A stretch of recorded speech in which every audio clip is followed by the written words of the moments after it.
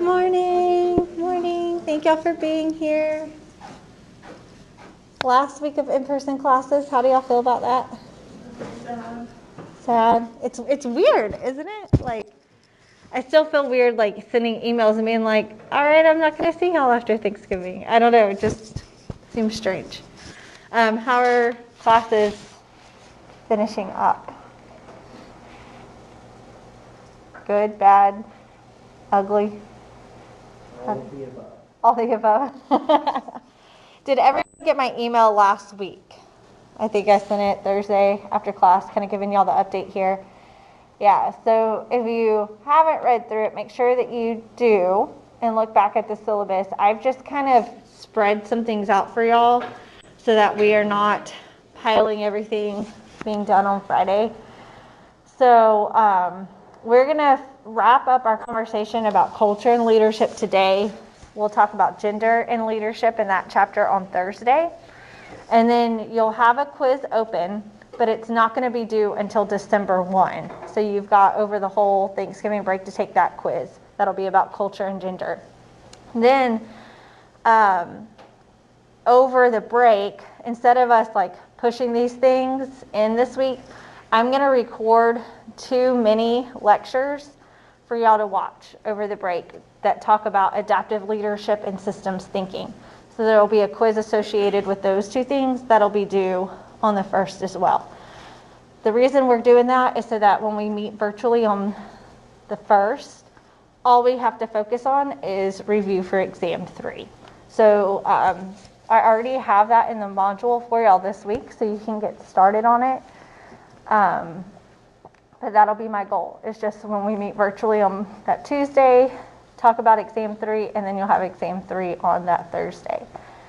The last big thing, and I'll probably reiterate this again on Thursday, is that remember the final exam is optional. And what I mean by that is that we'll have a total of 4 exams in this class. And the 4th one, which is the final exam, could be the exam that you choose to drop for the semester. And so to help you make that decision, we will be grading exam 3 pretty quickly once you submit it on Thursday morning, so that by Friday, I can send each of you an individual email saying, here's what your current grade is. So out of 900 points, if you were to take the grade you have now, here's what it would be. But if you want to take the final exam, your total class grade would be out of 1,000 points. Here's what you would need to earn on the exam to improve your grade. So some students are in that situation where even if they take that 4th exam, they may have to make 120 points on it in order to improve their grade. In my opinion, I would rather y'all spend that effort in another class studying than studying for exam in this class that's not going to make a difference in what your final grade is. So I will provide y'all with that information on Friday so that you can make a decision on whether to take the final exam or not. Are there any questions about kind of how class is going to wrap up the next 3 weeks? Everybody good? Okay, awesome. Well, for those that weren't here on Thursday, we had a great discussion with those of us that were here. Kind of just talking about some of our own cultural experiences and things we've done, things we haven't done, and how it's perhaps impacted how we view different cultures. We did go over just a couple of these definitions that are in our slides and that were in the chapter. So make sure that you go back and have a good understanding of what those terms are. Today, though, we're going to pick up on this idea of 9 cultural dimensions. So back in the early 1990s, there was this huge study done, and it was one of the first studies that was really starting to look at leadership through a cultural lens and trying to understand how can we describe why different cultures seem to view what effective leadership is differently. And we call this the GLOBE study. It's an acronym, and I don't really care if y'all know what the acronym stands for. So we just call it the GLOBE study. And what they ultimately found is that there's 9 dimensions. Just like with the big 5 personality assessment that we did way back at the beginning of the semester, you know, it says there's 5 dimensions to personality, and everybody in the world exhibits these dimensions, but it's just a little bit different. It's on a different continuum. You might be really open to new experience, or you might not be open to new experiences. You might be really agreeable or not agreeable, or you could be somewhere in the middle, right? That's how these dimensions work. And what they're able to do is to literally go into any culture, and we can do research, we can observe, and we can see where that culture lies on these 9 dimensions. And by doing that, it helps us describe how they view leadership. And a lot of people have said not only does it help us understand leadership, it also is giving us more insight into understanding their culture. Because now we can understand why they make certain decisions that they do. Why do they prefer different types of leaders, so forth. And so I'm going to briefly kind of go over what these 9 dimensions are, because again, everything's here in the PowerPoint slides, in your notes. And then we're going to do a little activity to kind of bring this idea of cultural dimensions home and related to us. So the first dimension, when we look at different cultures, we want to kind of see what is their uncertainty avoidance. Now, I will tell you, this is one that sometimes gets misunderstood. Uncertainty avoidance means that, is this culture, do they like for things to be predictable, certain? Or do they avoid when things aren't certain, when things aren't predictable, do they avoid it? Okay, so if you think about the fact of, if there is a culture that, and when we talk about culture, we know that organizations have cultures too, groups of, you know, it's not just a nation, it's just not an ethnicity. It could be a business, right? There's a culture within a business. When they pretty much are dependent on maintaining traditions, maintaining social norms, there's lots of procedures for things, then they're trying to avoid uncertainty. Does that make sense? We like routine, right? We want to know, we want things to be predictable. And so those procedures, those norms, rituals, traditions, whatever, help things seem predictable. What are some traditions that your family has that you feel like make life predictable? Pre-COVID.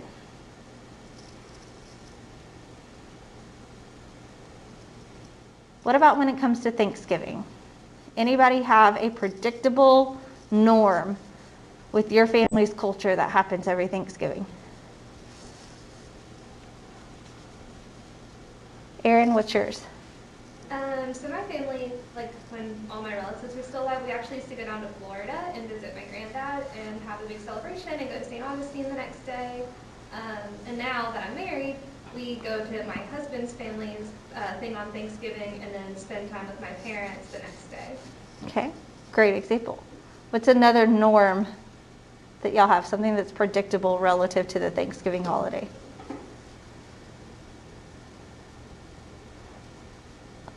We pumpkin chunk every year off of a certain bridge in Burlington, and basically if we don't do that, it just feels very strange.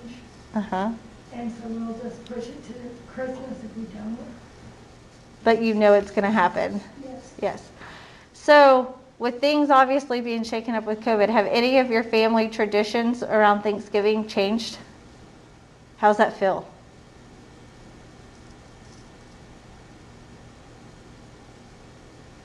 I'm not going to lie, I'm glad I don't have to track that.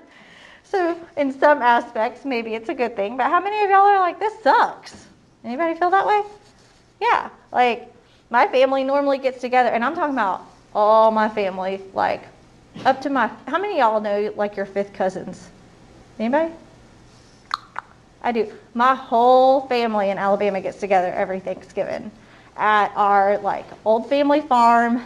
We're in the middle of nowhere with no cell service because that's where we are. Like I look forward to it, and we're obviously not doing it, and it sucks, right?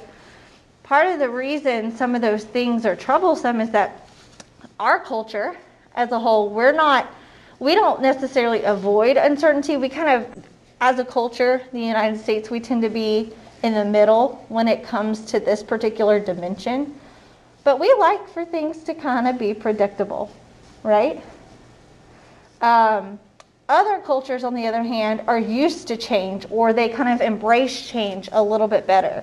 And so changing up things, you talk to some cultures and there's not a whole lot of tradition associated with holidays sometimes. That's their culture. And so we have to understand that just cultures are going to be different and when they're where they lie on this dimension. And again, to bring it to kind of the business or organization standpoint, organizations that want to that change kind of scares them a little bit, tend to have higher levels of procedures and rules associated with them. So there's kind of a lot more steps you've got to go through to get things done sometimes because they want things to be predictable. Okay? Second dimension, this idea of power difference. It's the degree to which members of a group expect or agree that power should be shared unequally. So if we think back, what do we know about power? What is power?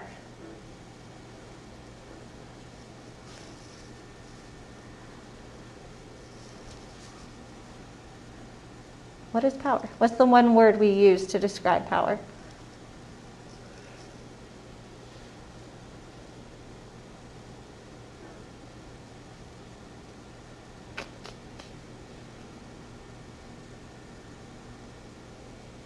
It's in our definition of leadership. We'll say leadership starts with an I.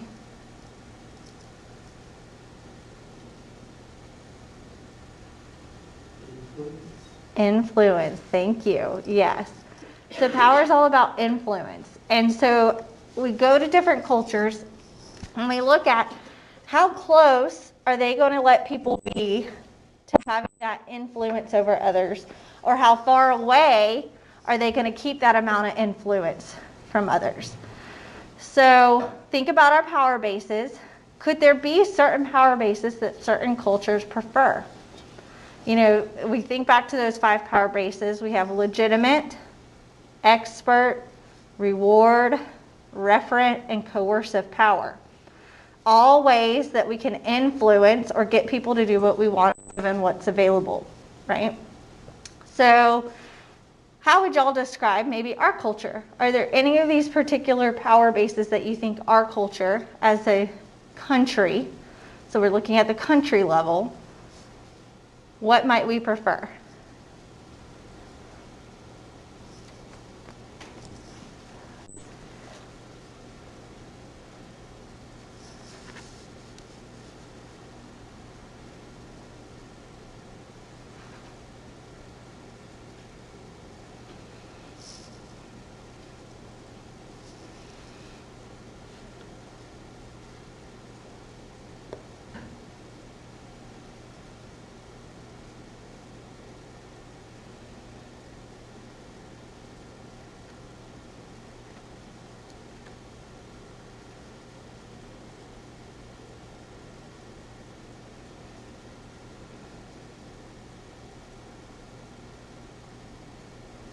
Are there any of the power bases that you think our culture may prefer?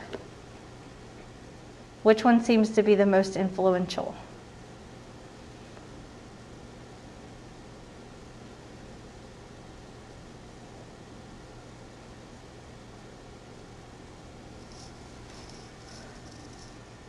Are we going to be on the struggle bus today? All right, the 5 on the board.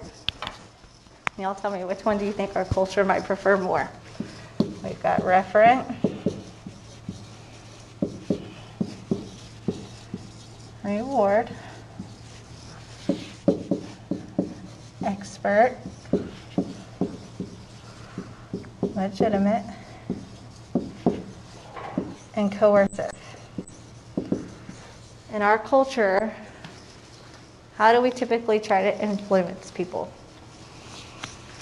What do you think might be used the most? Why do you think coercive? I just feel like everyone to hear what they want instead of just like what everyone else wants. Yeah. So we kind of throw punishments in for things, right? So we have a lot of laws, a lot of regulations. Yeah. How do you think our culture values expert power? Do we do things that experts tell us because we value their expertise and their knowledge and experience? I think a lot of people just do what they want, but they don't listen, especially in like, I mean, just using COVID as an example, it's like, you're told to do these because it's, the experts say it'll help, but everyone will just do what they want. Yeah. So we can look, I mean, like, again, hate to always like continue to keep using COVID example, but it's something we're all living in right now. We can look at how different cultures have responded to the COVID outbreak and how they've responded to experts telling them what to do, and that relating back to how they view power distance in their country. Like there's a direct correlation there. It's really kind of crazy to kind of have this leadership concept in the back of my mind, but then see, oh, well, this is why this is happening. You know, maybe that culture values expert power and maybe they don't. And that's why we've seen this different shift. So yeah. And you know, a thing to point out with that is that it may not be stagnant. So like, we have to be really careful when we're talking about some of these cultural dimensions of stereotyping and generalizing, because how a culture is now may not be how the culture is next generation or 2 generations from now. Do you think we've had a shift in our country about expert power? Yeah.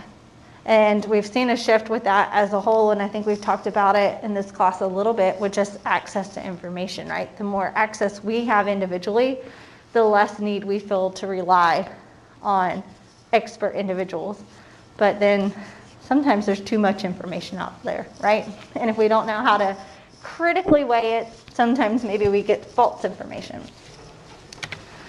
So then we have this third dimension, which is institutional collectivism. It's this idea of whether a culture or an organization encourages people to either be individualistic or to be collective. And so are they going to do things? This kind of relates back to ethical theory. Are they going to do things that are better for the individual? Are they going to do things that are better for others? Okay. And so, again, we've got to look at, as a culture, do we function individualistically or do we function collectively? And do we make decisions in that way? And then we have another, the fourth dimension is more on a personal level of whether, and it kind of relates, in-group collectivism is more, instead of being related to society as a whole, it's like how families function, okay?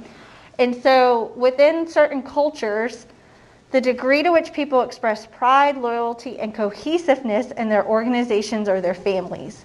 And so kind of in smaller pods within these cultures, how important is it for their families to be cohesive and supportive of each other versus individualistic? How do you feel like you were raised? Do you make your own decisions or do you make decisions based on what's going on with your family?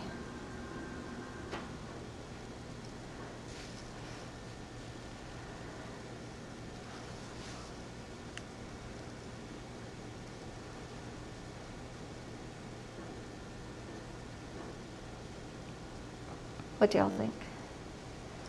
How many would say you were raised to like pursue your dreams? Okay. That's an individualistic approach to in-group collectivism. Okay, this idea of it doesn't really matter what the dreams of your family are, but pursue your dreams. On the opposite end, in other cultures, it's family above all else, okay? It doesn't mean that cultures that are individualistic don't value family. I'll say that again. Individualistic cultures can value family, but how they function, how they operate, how they make decisions is different. Does that make sense? Okay. Then we have the fifth dimension is gender egalitarianism. So it's the degree to which an organization, society, a culture minimizes gender role differences and promotes gender equality. Ultimately, how many gender stereotypes are there? What are those gender stereotypes? And how much do they drive decisions and cultural norms within that culture? Okay. So, one good example here, it's kind of talking about Sweden. It says that men and women share power equally, that they have a system that allows both sexes to balance work and family life. So one way that we can look at this dimension among different cultures does have to do with parental leave with children. Some cultures say it doesn't matter whether you're the mom or the dad. Both should be able to get parental leave when they have children. Other cultures say, nope, it's the woman's job. Only the woman gets maternity leave. Those would be some different ways that we can look at whether the sexes are treated equally or not within that culture. And again, what might those gender stereotypes be? How do they affect decisions within that culture or that organization? The sixth dimension, assertiveness. So are people in that culture very assertive? And I think it's interesting they use the word aggressive. I don't really like that word aggressive. But just in their relationships as a whole, are they really straightforward? Are these people who, does this culture tend to be pretty blunt and straight to the point? Or do we avoid conflict a little bit? Does the culture tend to hold back things because they don't want to necessarily cause confrontation? I think the example here that they have really good is one thing the German culture is known for is being very straightforward. Have any of y'all known someone who is German? Would y'all agree with that statement? Straightforward. Yes. Okay. Whereas sometimes, depending on what country and even what region within the country people are from in China, they tend to be less assertive. They're not going to say things as straightforward. They might use a lot of analogies or metaphors that you kind of have to think through, what exactly are they trying to say? Because they're just not as straightforward when it comes to giving feedback or criticism. Okay. The seventh would be future orientation. So it's looking at how much does this culture think about the future, plan for the future, and do they think about things in long term or short term? So is this particular culture willing to say, maybe I want this right now, but it might not be good for us in 10 years, and so I'm going to delay gratification now in order to have the outcomes that we want in the long term? Or are we going to make very short-term decisions because, hey, that's just what we want to do now. And so we're going to keep changing things up. Okay, so we've got to think about, how much are we thinking about the future? Here it says that North Americans believe they can plan and control the future and idealize change for the sake of changing. Our culture, we tend to kind of, again, fall in the middle of this. In some aspects, we really like change. In other aspects, we really make a lot of short-term decisions, not thinking about how they may impact the long term. So that's where we fall on that. Performance orientation is the eighth. And so it's how do we reward people for improved performance and excellence? So why this is a cultural dimension specifically with leadership is because it's tied to motivation. How do we view as what do we view as the best way to motivate people? And so in our culture, it gives the example here of standardized testing. Why might standardized testing be an example of our performance orientation for the United States culture? What does that communicate to you that we value when it comes to performance orientation?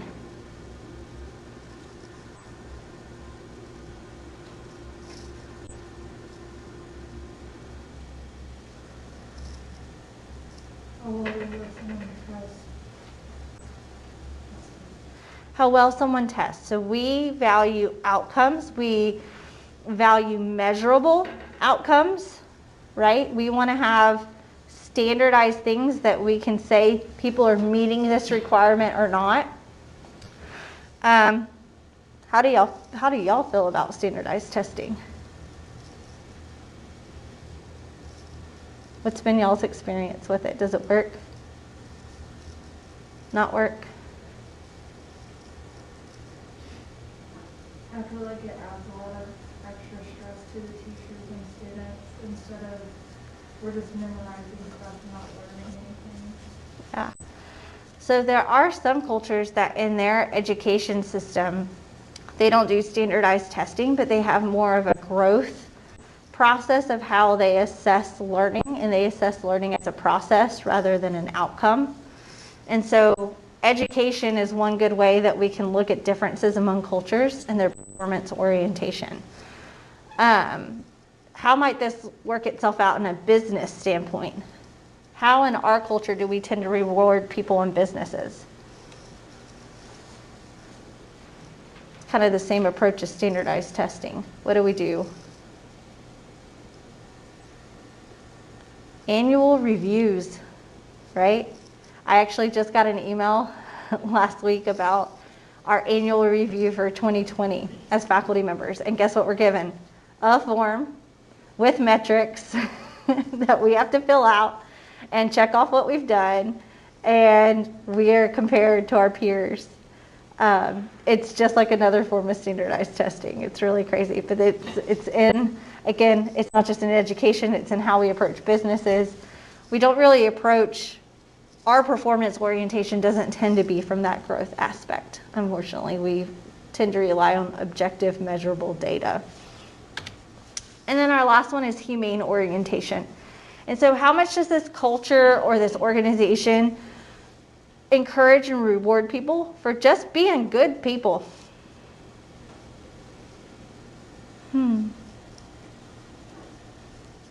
Or how much does the culture just do things, help other people just for the sake of helping other people versus getting something out of it? Okay. And so those are the 9 dimensions that we look at. Okay. And what we found in the GLOBE studies is that, and this study has been done with hundreds of thousands of people all over the world. I wish this were a little bit easier to see up here. I don't know if it'll let me. Let's see if I can zoom into it. Make it bigger for y'all. Oh, that ain't gonna help. Is it?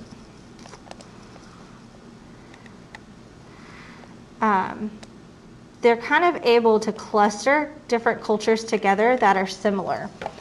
And so depending on how they score in these 9 dimensions, they may put them together. If we look here, let's find, in our particular culture cluster, we have Canada, the US, Australia, Ireland, England, South Africa, and New Zealand. What do you feel like might be some similarities between our countries and why maybe we clustered together on these 9 dimensions?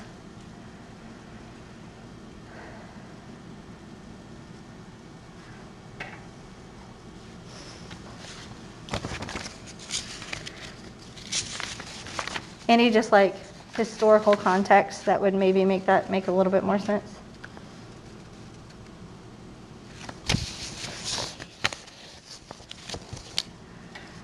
All kind of derived from the same group of people. So here's what's interesting. Culture travels, y'all. When we think about kind of how our world has globalized and where people have gone, culture goes with people. Culture isn't left in a location. And so it is interesting to see that a lot of these, they call it Anglo, but it's kind of that European Anglo perspective. We have similar cultures, whether we believe it or not, mostly because we kind of derive from a similar culture hundreds and hundreds of years ago. And so this kind of takes those clusters and among the 9, tries to give us this idea to help understand where we're at and where people fall, where these different groups fall. Again, we talked about with performance orientation, we value objective, measurable ways of measuring performance. And so we do score. The Anglo culture cluster does tend to be high when it comes to performance orientation. Okay? And so y'all don't have to know these specific things, but I think it is interesting for y'all individually to kind of dive in to understand maybe why some of these differences exist. Now, culture happens on different levels. Okay? The globe study, again, has been mainly focused on cultures when it comes to kind of countries or nationalities, ethnicities, but culture can happen at different levels. And so if we have global cultures, what would be a lower level of culture after global? So if we were to take like all of North America, what's included in North America? What countries?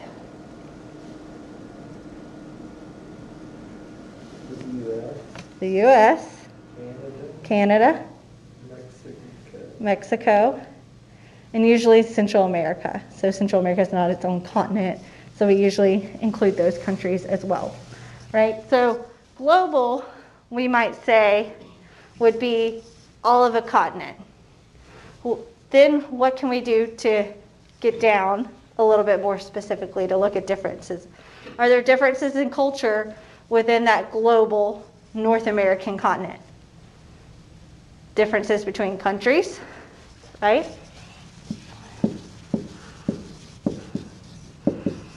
So now we're kind of getting to, let's just focus on the U.S. How else might we divide up the U.S. when it comes to cultures?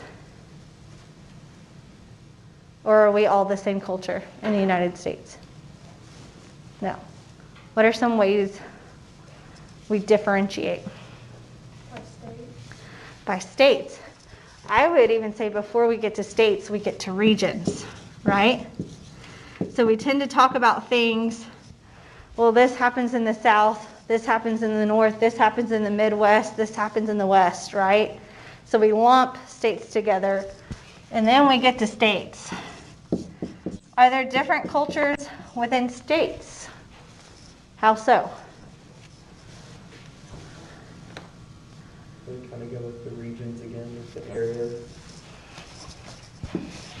Yep, so now we have regional. So someone tell me about maybe what you feel like are different cultures within your state or the regions. Counties. Counties or parishes, right?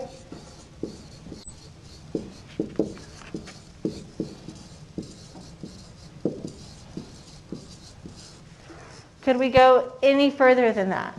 Do you feel, huh? Towns. How do cultures differ between towns? How big they are. How big they are or how small they are. Who populates them, right? Does anybody come from an area where there's a distinct difference between the culture in your town and maybe one right next to it?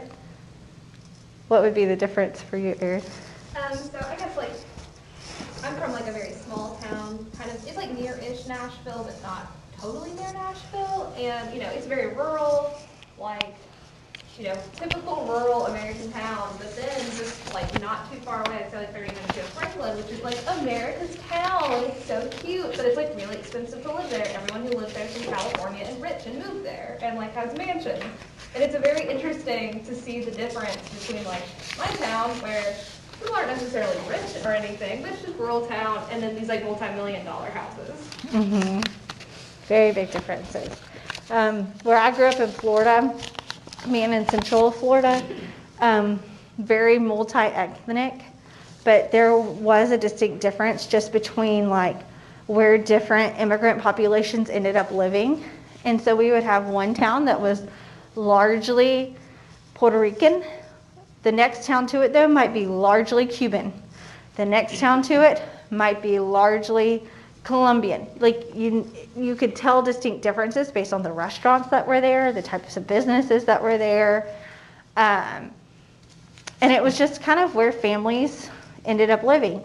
We still have in the United States certain towns that consider themselves mainly German towns. Did anyone grow up near a German town? In Nashville, we had a German town. Yeah. Texas has quite a few.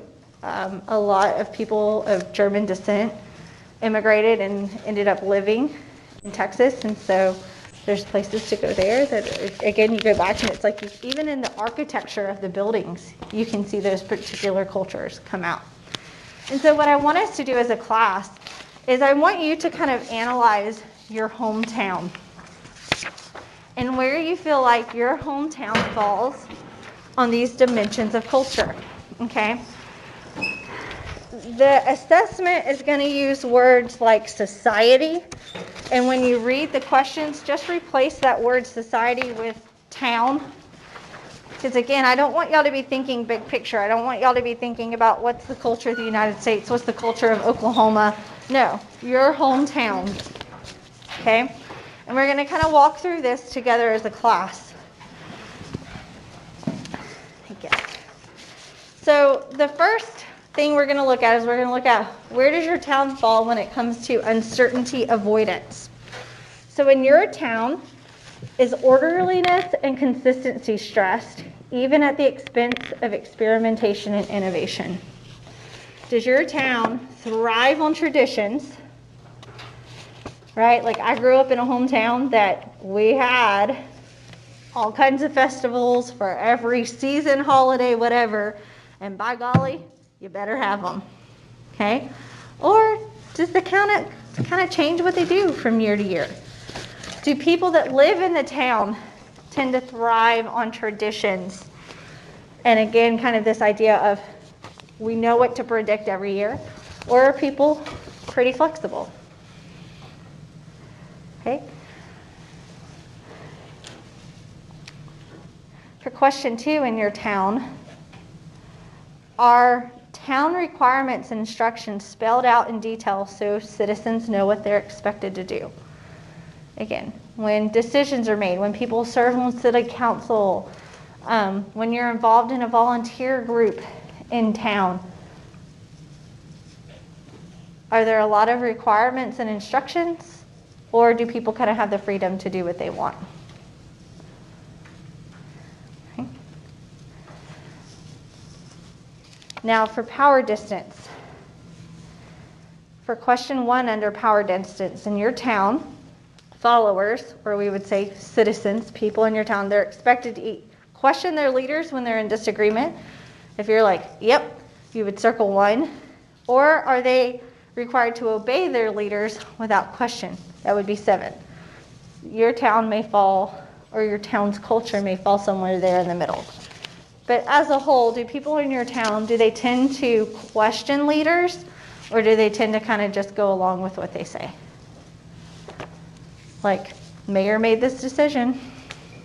Do what the mayor says. I think it just kind of depends on the decision too. Let's kind of just say in general, typical. Okay? Because, you can kind of know your culture within your town. Do people tend to be, even if it's with individuals, do they tend to kind of be the critical type that are going to question each other, or do people tend to be pretty, like, well, we're going to agree with you because we'd rather not deal with conflict, okay? And in your town, do you feel like power is shared throughout the town or mainly concentrated at the top? So how do people share leadership in your town? How do they view leadership?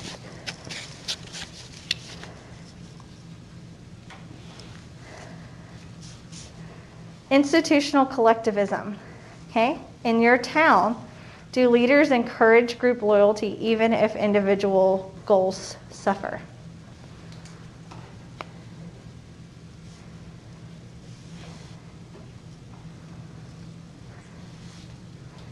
And then in your town, is the economic system designed to maximize individual interest or collective interest?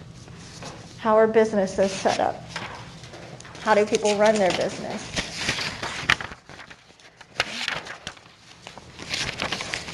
For in-group collectivism, okay? In your town, children take pride in the individual accomplishments of their parents. It's an interesting one to think about. So again, we're thinking about family dynamics here. In your town, parents take pride in the individual accomplishments of their children.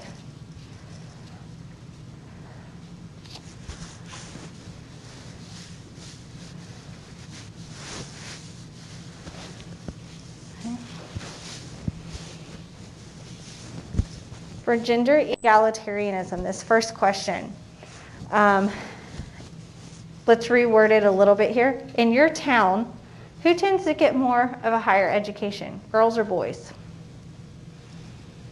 Who seems to be pushed a little bit harder? Or does it seem to be equal? Okay. And in your town, who serves in leadership positions? So it says in high office, but just any leadership position. Who tends to be on the city council? Who tends to be the mayor? Who tends to lead volunteer groups? Things like that. Who are the decision makers? Okay. With assertiveness, in your town, are people generally non-assertive or assertive? Are they willing to just be blunt and straightforward, or do they cuss you up and down like my Nana, who you never knew cussed at you because she says it so eloquently? She's a very stereotypical Southern woman. She thinks it's a virtue. Sometimes I'm like, just say what you think, woman. And then in your town, are people generally tender or tough? How would you describe the personalities of people from your hometown? Okay. In your hometown, when it comes to future orientation, the accepted norm is to either go with the status quo or plan for the future. So you kind of keep things the way they are, again, tied back to kind of traditions and things that have always happened, or are people thinking about the future and kind of open for that idea of change?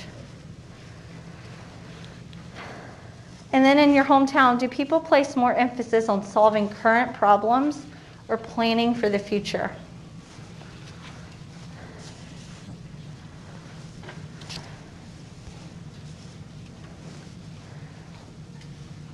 Are people more worried about paying their bills for this month versus saving for the next 10 years?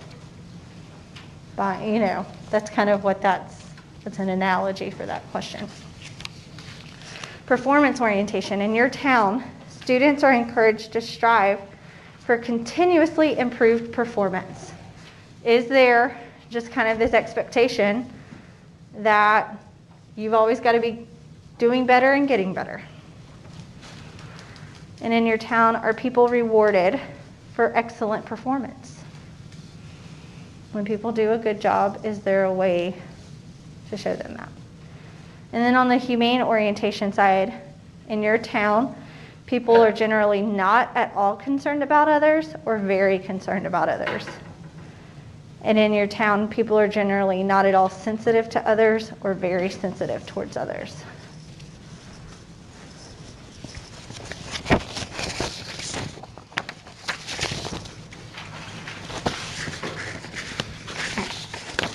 Now to score what you want to do, and it's on the very back page. For each of the 9 dimensions, there were 2 questions asked. And so you want to find the average for each dimension. And so, for instance, on uncertainty avoidance, if you answered 4 for one but 6 for the other, add them together to get 10, divide by 2, you get 5. Your average score for that is 5. Okay, so do that for each of the 9 dimensions.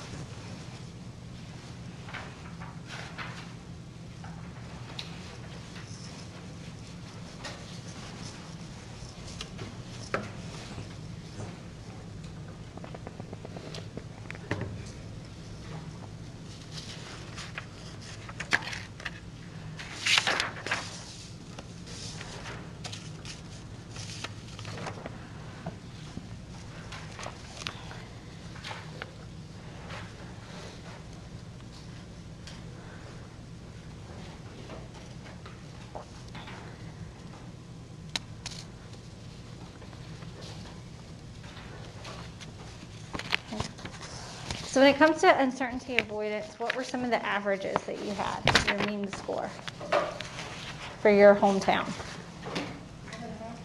5.5. Huh? 5.5. 5.5?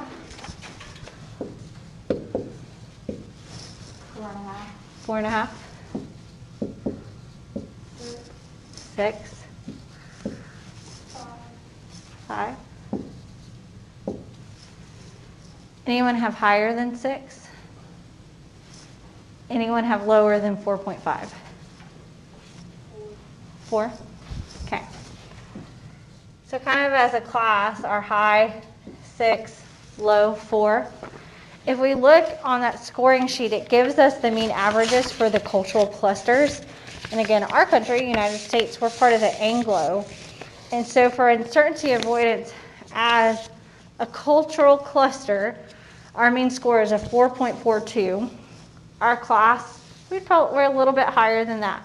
Describe to me your hometown when you think about uncertainty avoidance. So whether people in your town avoid the uncertain or kind of embrace change, how do you describe your hometown? Why did you score them the way you did? Or score your town the way you did? My hometown, we have a big PRC rodeo that comes to it every year on Labor Day. Like, all of the kids come, college and come to it, and then there's some things that go on throughout the year in surrounding towns, and it's literally something that's on everybody's calendar every year, like they expect it to happen. And I just remember, like, kind of hearing talk around town, especially with COVID, and like, well, we better still have this, like, we can't run our whole year, like, this is the only thing that our town gets to do, so I think it was just interesting, like, with everything going on this year, to see how they value those things that we have each year that everybody goes to. Yeah, I think COVID as a whole has made a lot of people realize kind of like what their level of avoidance of uncertainty is. Some people have just embraced it, right? Other people are like, no, this is changing my whole life. We all kind of fall somewhere different on that spectrum. And so, yeah, it's interesting to see that your hometowns are kind of like that. So what did you score your town? 5.5. 5.5. Now, what about those of you that maybe scored a little bit lower? What led you to say, I don't feel like my town is a culture that change really bothers it, that we're kind of okay with uncertainty. We're okay with ambiguity. What made you say that?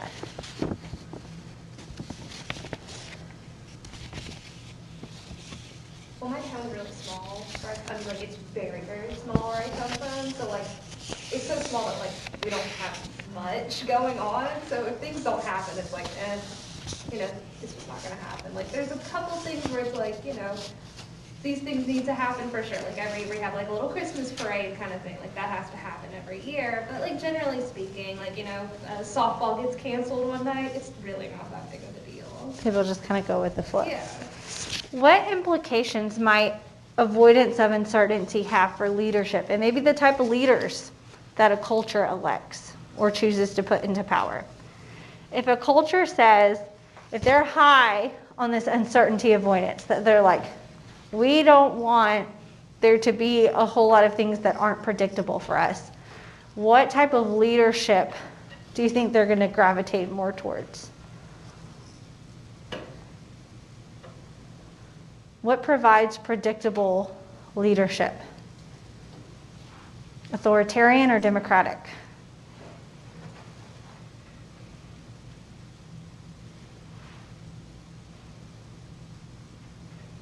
Authoritarian.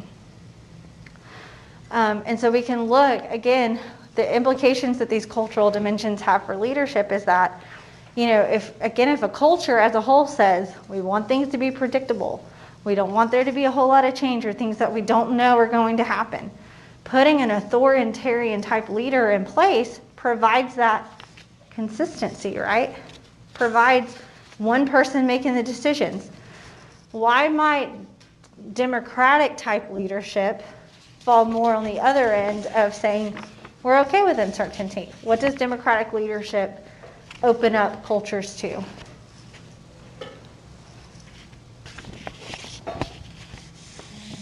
Change. A whole lot of change, because people are having more of a say in what's going on and more people are involved in that process, right? So it's interesting to look at our own culture as a country and maybe even the cultures in our town and say, well, we're kind of falling somewhere here in the middle. And the reason for that is that even our government system is somewhere in the middle there, right? We're a republic.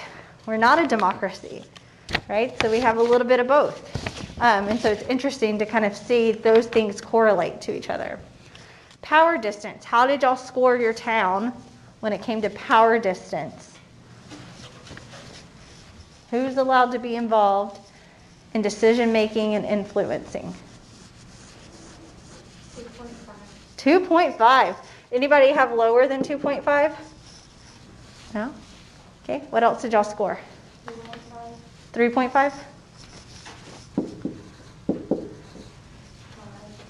5. Anybody have higher than 5? No, so we have a range here from 2.5 to 5. Power distance, again, if you score high in power difference, this means a culture likes to keep a lot of distance between those who are able to have influence. If it's low, then it means that more people are able to be involved in that process of influencing. So 2.5, why did you score your town as 2.5? It goes back to my town being really small. Like, we don't have a mayor or anything because it's so small, and it's mostly rural. So, you know, it's a very community kind of driven thing. So if we want things to happen, it's kind of a community effort, more so than like just one person saying something's going to happen, just because I don't think there's enough people like in town to really make it worthwhile. Gotcha. Bailey, did you say 5? Yeah. Okay, why did you say 5? So I also come from a very small town, and I think it kind of goes along with the uncertainty avoidance with like how everything is placed. However, we put so much emphasis on our leaders that we're just like, we're not going to say anything. Leaders, we just have to put them at the top, and even if we don't like their decision, we're going to respect it. And so I feel like that's why I put them at the top. We might not like what they do, and this last year, a big group of people got together trying to challenge it, and it did not work very well, and it was just really bad. And so that's why I put it as 5. Yeah. You know, another way to think about it too is like in your town, when there are different like community initiatives, can anybody be a part of it, or does there always seem to be like a select group of people that are always leading those initiatives too, right? Like kind of cliquey. Like I think that's what happens in hometowns with this idea of power distance is like, are there a lot of cliques, or does really everybody have this opportunity to really be involved and a part of what's going on? To me, that ties back into LMX, right? And in and out groups. And do we allow people to be a part of this process, or do we create this situation where our relationships are developing in and out groups, even in our small towns? Anybody grew up in a small town with cliques? What was that like? I think my town was really hard. So I live in Elk City, and I actually went to Merritt School, and Merritt was just kind of a community and kind of town. So it was really interesting to see how the two different schools were separated, even though we shared a zip code. And even within my school, like, generations and generations of families came in. And so while I was there since kindergarten, I still wasn't always a part of the people that their grandparents had gone to school there. So it was really interesting to see, just because it was a small community of people who've been there forever. Right. Sound familiar, Lauderdale? Yeah, absolutely. So institutional collectivism. So again, this idea of your town at large, do they put more preference on kind of individual goals or the town's goals as a whole? What did y'all score your town as? 2? 1.5. What did you say? 1.5. 1.5?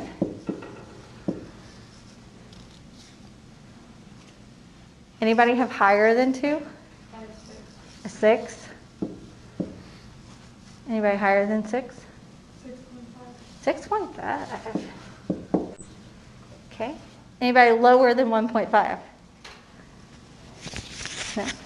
So we got a good spread here.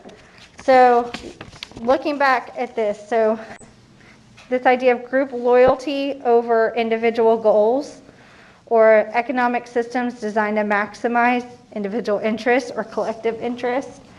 For those that scored, let's say, under 5, why did you say, I think our town mainly focuses on the benefits to the individual? What made you say that? Or score that way?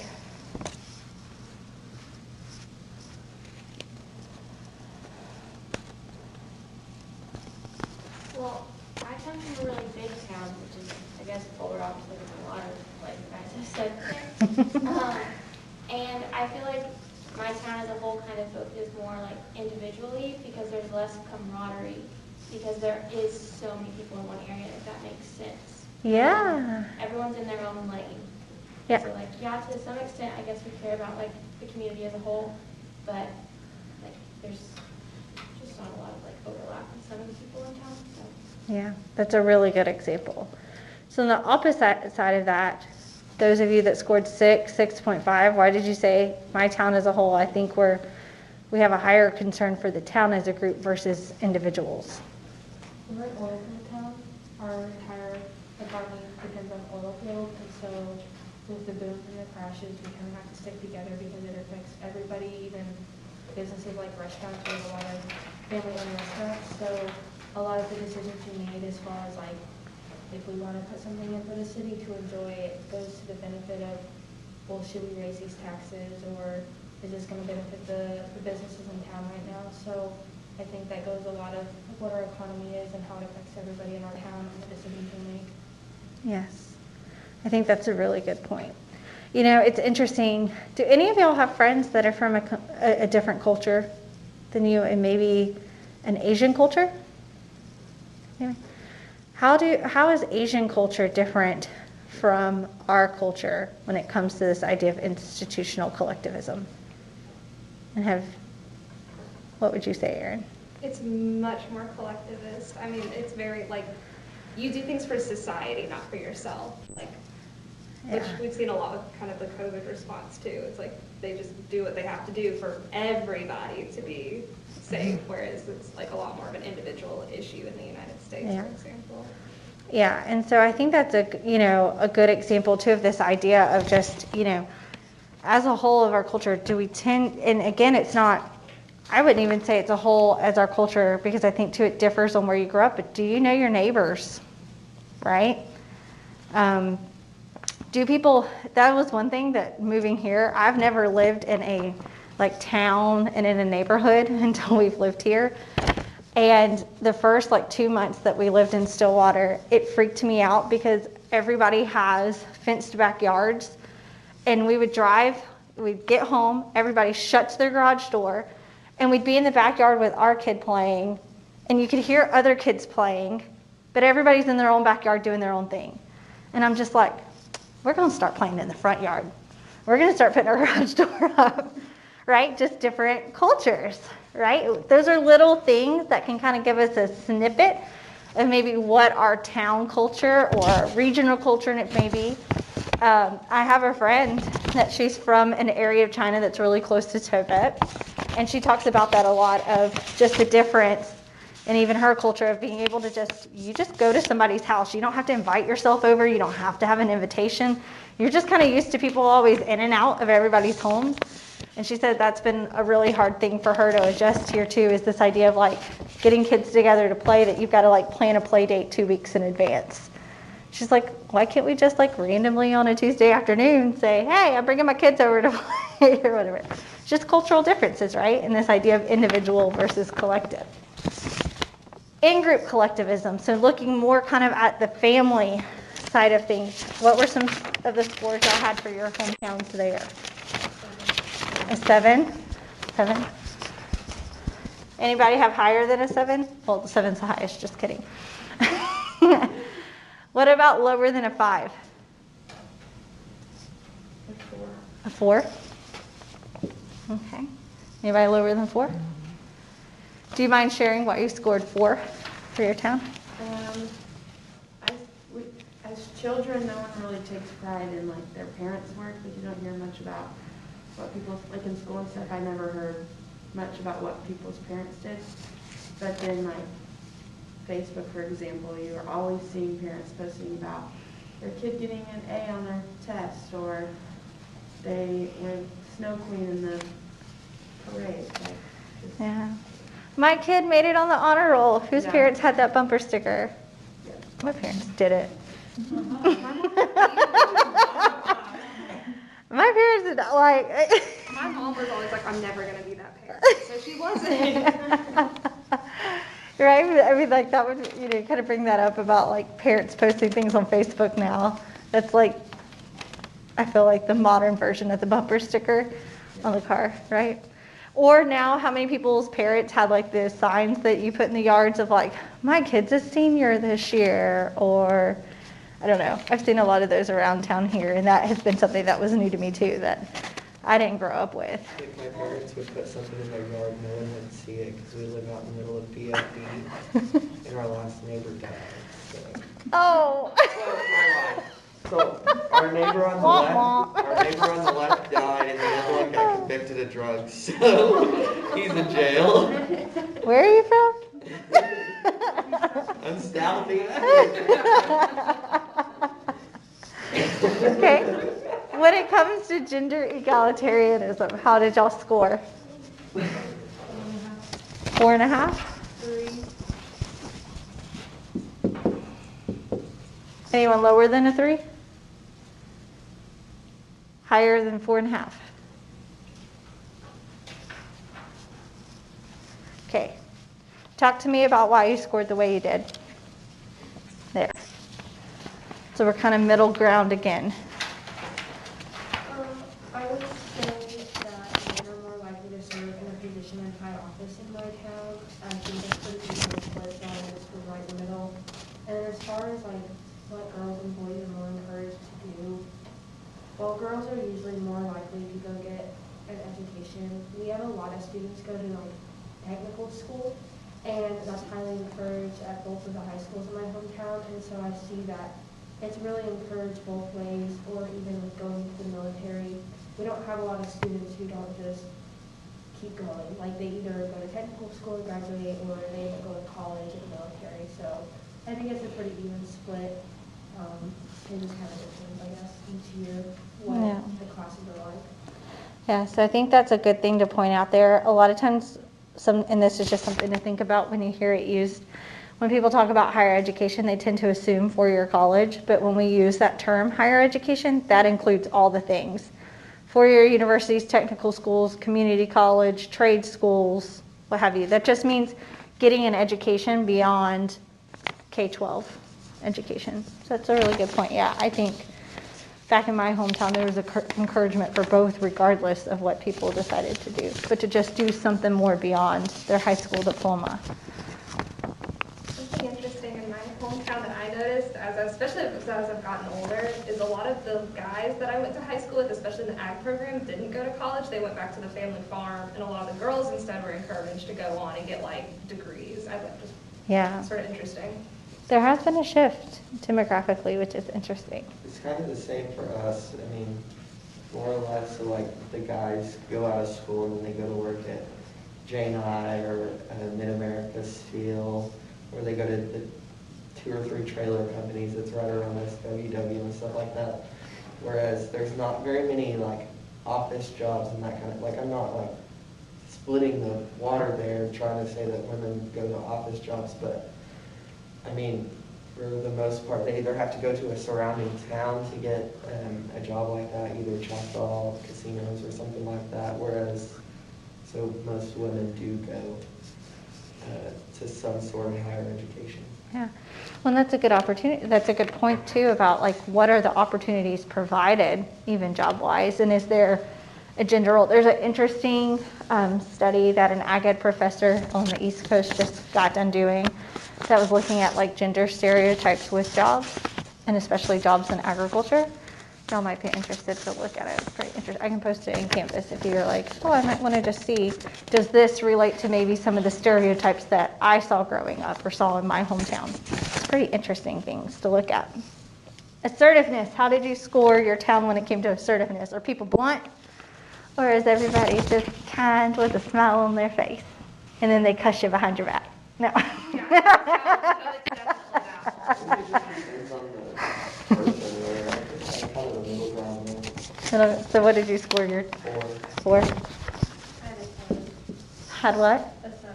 A 7? Anybody have lower than a 4? Mine's like a 2. A 2. I'm from the south. I mean, it's like, Yeah.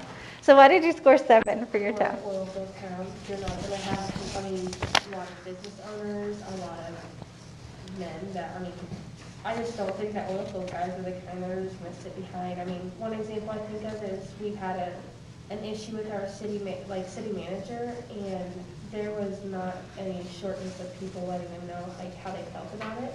And that's just kind of our town in general. We have a lot of people with a lot of money who want things done for the betterment of the community, and they're not gonna sit idly by and let city managers run that down for their kids. They want the best for their children and for their friends, so, we don't have a lot of people that just sit by and let things happen.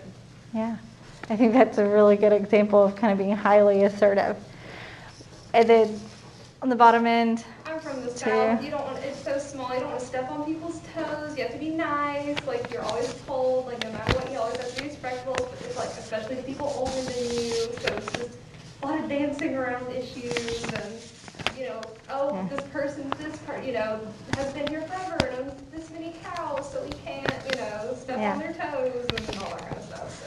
how do you feel like a town's assertiveness level or a culture's assertiveness level impacts their decision making when it comes to leadership? So again, making these connections between these dimensions in leadership. Well, it probably takes a lot longer for my town to come up with something than hers. I mean, we're all dancing around the issues. That was something that was kind of cool to see, just because we had a city manager and he just wasn't getting the job done, and the community called a city meeting together, and we had a new city manager, like, within the next month. Oh, wow. So that was something that, like, it was a serious issue that wasn't being taken care of, and so the town had to. That literally would have taken 2 years in my hometown when I think about something like that. I know she says she's from South and like we are from Miami too, but we have a handful of people that speak for the mass, and they're very, very vocal about everything. And so if you have an issue, like all you got to do is mention one time to them, and they're loud enough that everyone in the world will hear them. And so it's not so much as dancing around people's toes. And I mean, a lot of people they're going to, but they're also going to kind of be kind of straightforward so that everyone Yeah. gets in that position. When I worked at Auburn, I had a coworker that was from Illinois, and for the first couple of months, it was kind of rough because sometimes I just thought she was mean. I'm gonna just be real. I just thought I was like, sometimes she would just say things, be very critical, or, she did not avoid conflict at all, and I would just be like. And then when I started to realize more that it was the culture she was raised in, I was like, oh, she thinks she's actually being polite by being this straightforward with me. I was going to say, I mean, you grew up kind of from that area in Indiana. So yeah. Just It's definitely a culture shock coming down here. Like, everybody's so nice about things, and I'm like, no. it's different. And so, yeah, this particular coworker, her and I ended up becoming really good friends. But one day I had to tell her, I was like, I thought you were so mean at first. But it was just a difference in the areas that we were raised in. And I would say our level of assertiveness. She helped me become more assertive, and I helped her become a little less living in Alabama. I think now she's in an environment where it works perfect for her, right? What about future orientation? How did you score your hometown? A 2? 4.5? 7. 7. Why did you score your town as a 7? Because I also kind of like Bree, I come from a really big town. And so like a lot of people aren't really focused on like what's happening now. They're like, oh, like what's happening 5 years from now, and let's keep going and keep growing, because our town is growing, just like with how many people are coming to town and all that kind of stuff. So it's just like they are focusing on how we're gonna grow and not like where we're at. Absolutely. On the opposite end, why did you score a 2?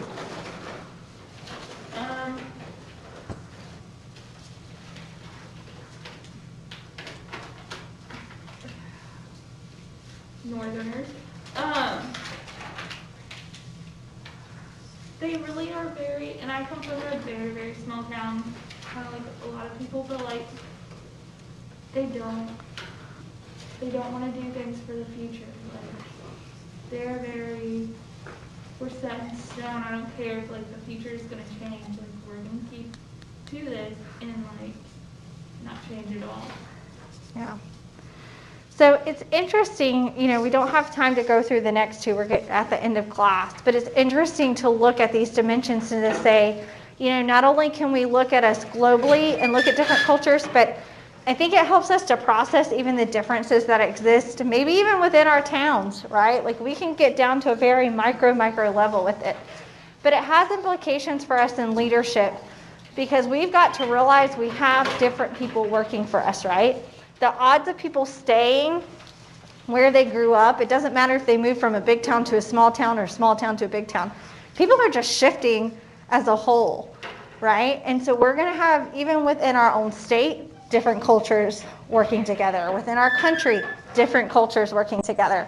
And understanding, again, that there's not a bad or good when it comes to these different dimensions and where people lie. It's just that we are different. And so how, as leaders, can we facilitate this process and understand what's going on? And also being respectful to the culture that we may be in. We may be the ones who get placed in a culture that's different from ours. And we don't want to go in and change it, do we? Because we probably don't want someone coming in and changing our culture. But how can we function in that multicultural way where we're able to acknowledge those differences and allow all of those differences to thrive? That's what's going to make leadership in our current globalized society much more effective. So on Thursday, we're going to pick up this conversation and focus in a little bit more on just the aspect of gender when it comes to impacting leadership. So make sure y'all read that chapter before class. Nope, y'all can hang on.